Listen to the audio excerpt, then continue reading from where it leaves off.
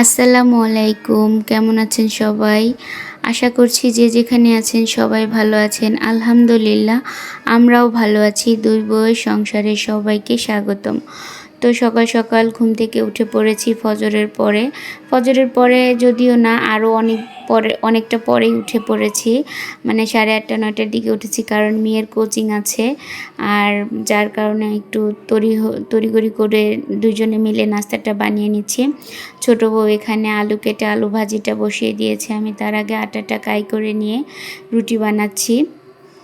রুটি বানিয়ে নিচ্ছি, ছোটো বউ পাশে চুলায় রান্না করছে আলু ভাজি। তো এদিকে বাচ্চারা হচ্ছে যে যার মতো একটু ছোট দুজন খেলাধুলা করছে, বড়রা হচ্ছে টিভি দেখছে, কেউ মোবাইল দেখছে, যে যার মতো ব্যস্ত আছে। কিন্তু তারপরেও তো নাস্তাটা আগে রেডি করতে হবে, যার জন্য আমরা দুই বউ একই সাথে কাজ করে নিচ্ছি যেন জিনিসটা তাড়াতাড়ি হয়ে যায়। আর আমাদের দুই বউয়ের জন্য দোয়া করবেন যেন আমরা সারাটা জীবন এরকম সম্পর্কের মধ্যেই থাকতে পারি, এরকম বিশ্বাসেই আমাদের সম্পর্কটা টিকে থাকে। শুক্রবার দিন মানে একটু তড়িঘড়ি করে কাজ করি না, যেহেতু শুক্র শনি ছুটি থাকে। তারপর শুক্রবার দিনটা একটু রেস্টের জন্য মনে হয়, একটু অলসতাও কাজ করে শরীরে সবার। আমি জানি না সব মেয়েদেরই শুক্রবারের দিনে অলসতা লাগে কিনা। হ্যাঁ, রান্নাবান্নাটা ঝটপট করে ফেলতে হয়, কিন্তু তারপরেও একটু রেস্ট আমার মনে হয় প্রতিদিনের থেকে মানে মায়েরা একটু বেশি রেস্ট করতে পারে। শুক্রবার দিন এই শুয়ে বসে আর রান্নাবান্না করেই সংসারটা কেটে যায়। মেয়েকে বলেছি রেডি হয়েও না, তারপরেও মেয়েটা রেডি হয়েছে, কিন্তু আমি ওকে কোচিংয়ে নিয়ে আজকে যাব না, কারণ ও অনেক বেশি অসুস্থ। ওর জ্বর, ওর নাকটা বন্ধ হয়ে গিয়েছে, ও মাথা নিয়ে দাঁড়াতে পারছে না। কিন্তু আমি ওকে একটু ক্যামেরা ধরলে পরে ও হচ্ছে রেগে যায়, নয়তো হেসে ফেলে, যার জন্য আর ওর ক্যামেরাটা আমি ধরলাম না। ও অতটা পছন্দ করে না ক্যামেরা, মানে ভিডিও করাটা। তো যাই হোক, আমি একটু নিয়েছি। আর ও নাস্তা করছে, ও ডিমও খেতে পারছে না, গন্ধ লাগছে ওর নাকে।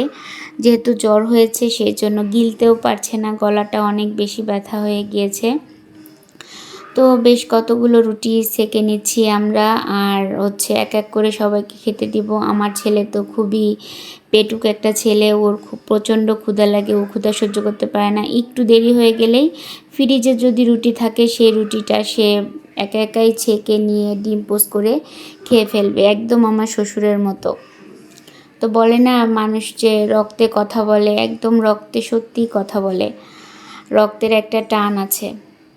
তো রুটি বানানো আমার শেষ। এখন ছোট বউ এখানে ডিমটা পোস্ট করে নিচ্ছে সবার জন্য, মানে যারা যারা ডিম খাবে আর কি, শুধু তাদের জন্য।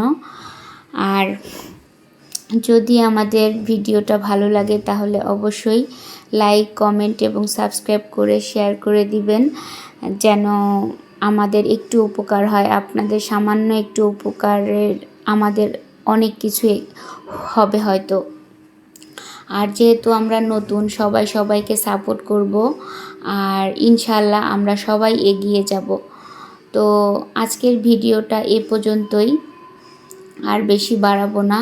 তো এই যে আমরা সবাই একসাথে এখন খেতে বসে গেছি, আমরা সকালে নাস্তাটা শেষ করে নিলাম।